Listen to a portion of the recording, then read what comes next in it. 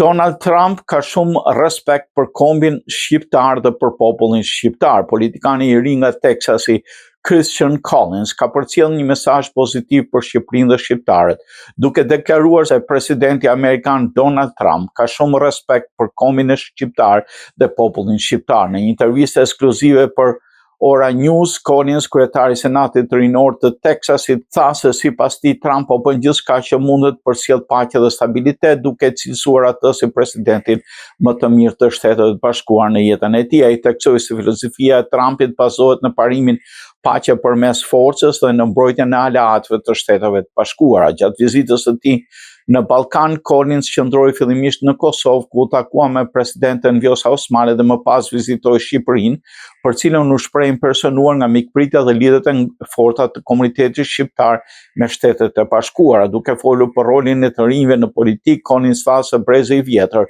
duhet të hapë rrugë të rinjve përmes mentorimit dhe përfshirjes reale në vendimmarrje. Sipas tij, mungesa e mundësive i shtyn të rinj drejt emigrimit, ndërsa investimi tek ata është qesi për zhvillimin e vendeve të vogla si Shqipëria. I pyetur për protestat e fundit në SBA kundër Agjencisë e Migracionit dhe Doganave ICE, Collins deklaroi se ato nuk përfaqësojnë zërin e popullit amerikan, po sipas tij janë organizuara të financuara nga qarqet të majta, duke përmendur dhe ndikimin e George Soros. Në përfundim, Collins shprehu gatishmërinë që samiti rinor i Teksasit të mirëpres të rinj nga Shqipëria dhe Kosova me programe shkëmbimi dhe mentorimi, duke u cilësuar bashkëpunimin me të rinjt shqiptar si një ndër investimet më të mira për të ardhmen.